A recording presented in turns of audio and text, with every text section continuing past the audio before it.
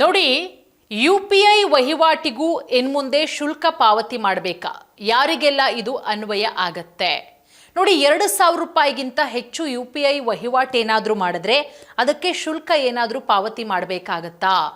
ಭವಿಷ್ಯದಲ್ಲಿ UPI ಮೂಲಕ ಪಾವತಿ ಸ್ವೀಕರಿಸುವ ವ್ಯಾಪಾರಿಗಳು ನಿರ್ದಿಷ್ಟ ಮಿತಿಯ ನಂತರ ಶುಲ್ಕ ಪಾವತಿಸಬೇಕಾಗತ್ತೆ. ಹಣಕಾಸು ಸಚಿವಾಲಯವು ಲೋಕಸಭೆಯಲ್ಲಿ ಮಂಡಿಸಿದಂತಹ ಮಸೂದೆಯು ದೊಡ್ಡ ವ್ಯಾಪಾರಿಗಳ ಮೇಲೆ ಮಾತ್ರ ಈ ಶುಲ್ಕ ವಿಧಿಸೋದಕ್ಕೆ ಪ್ರಸ್ತಾಪವನ್ನು ಮಾಡಲಾಗಿದೆ. ಇದು ಸಾಮಾನ್ಯ ಜನರ ದೈನಂದಿನ ವಹಿವಾಟುಗಳ ಮೇಲೆ ಯಾವುದೇ ರೀತಿಯ ಪರಿಣಾಮ ಬೀರಂಗಿಲ್ಲ. ದೈನಂದಿನ ವಹಿವಾಟು ಯಾರು ಮಾಡ್ತಾ ಇರ್ತಾರೆ ಅವ್ರ ಮೇಲೆ ಯಾವುದೇ ರೀತಿಯ ಪರಿಣಾಮ ಬೀರಲ್ಲ. ದೊಡ್ಡ ದೊಡ್ಡ ವಹಿವಾಟುಗಳನ್ನು ಯಾರು ಮಾಡ್ತಾ ಇರ್ತಾರೋ ಅಂಥವರ ಮೇಲೆ ಪರಿಣಾಮ ಬೀರುತ್ತೆ.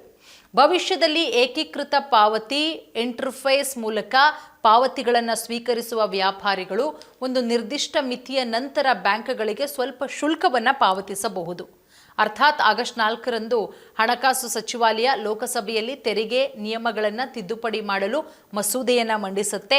ಇದು ಪಾವತಿ ಮತ್ತು ವಸಾಹತು ವ್ಯವಸ್ಥೆಗಳ ಕಾಯ್ದೆ 2007ಕ್ಕೆ ತಿದ್ದುಪಡಿಯನ್ನು ಪ್ರಸ್ತಾಪಿಸುತ್ತೆ. ಇದು UPI ಮತ್ತು ರೂಪೇ ಕಾರ್ಡ್ಗಳನ್ನು ಬಳಸಿಕೊಂಡು ಮಾಡಿದ ಪಾವತಿಗಳ ಮೇಲೆ ವ್ಯಾಪಾರಿ ರಿಯಾಯಿತಿ ದರ ಅಥವಾ ಶುಲ್ಕವನ್ನು ವಿಧಿಸುವ ಬಗ್ಗೆ ಉಲ್ಲೇಖ ಮಾಡುತ್ತೆ. ಪ್ರಸ್ತುತ ಕಾಯ್ದೆ 2007ರ ಅಡಿಯಲ್ಲಿ ಯಾವುದೇ ಬ್ಯಾಂಕು ಅಥವಾ ಇತರ ಸೇವಾ ಪೂರೈಕೆದಾರರು UPI ಪಾವತಿಗಳಿಗೆ ಯಾವುದೇ ಶುಲ್ಕವನ್ನು ವಿಧಿಸೋದಕ್ಕೆ ಸಾಧ್ಯ ಇಲ್ಲ.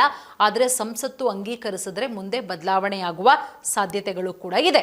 ಹಾಗಾದ್ರೆ ಯಾರಿಗೆಲ್ಲ ಅನ್ವಯ ಆಗತ್ತೆ? ಯಾರೆಲ್ಲ ಪಾವತಿ ಮಾಡಬೇಕಾಗತ್ತೆ ಅಮೌಂಟನ್ನು? ನೋಡಿ, ಇದು ವ್ಯಕ್ತಿಯಿಂದ ವ್ಯಕ್ತಿಗೆ ಮಾಡುವ ಸಾಮಾನ್ಯ ಹಣ ಅಂದರೆ UPI ಮುಖಾಂತರ ನೀವು ಗೂಗಲ್ ಪೇ, ಫೋನ್ಪೇ, ಪೇಟಿಎಂ ಮುಖಾಂತರ ಒಬ್ಬರಿಂದ ಒಬ್ಬರಿಗೆ ಹಣ ವರ್ಗಾವಣೆ ಮಾಡ್ತೀರಾ ಅಂದರೆ ಅದು ಇದಕ್ಕೆ ಅನ್ವಯ ಆಗೋದಿಲ್ಲ. ಮತ್ತೇನಕ್ಕೆ ಅನ್ವಯ ಆಗುತ್ತೆ ಅಂದರೆ ದೈನಂದಿನ ಸಣ್ಣ ಪುಟ್ಟ ಖರೀದಿಗೆ ಯಾವುದೇ ತೊಂದರೆನೂ ಕೂಡ ಆಗಲ್ಲ. ಜನಸಾಮಾನ್ಯರು ಮತ್ತೊಬ್ಬರ ಜನರಿಗೆ ಪಾವತಿಸುವಂಥ ಹಣ ವರ್ಗಾವಣೆ, ದಿನಸಿ, ತರಕಾರಿ ಮುಂತಾದ ಸಣ್ಣ ಪುಟ್ಟ ದೈನಂದಿನ ವಹಿವಾಟುಗಳಿಗೂ ಅನ್ವಯ ಆಗಲ್ಲ.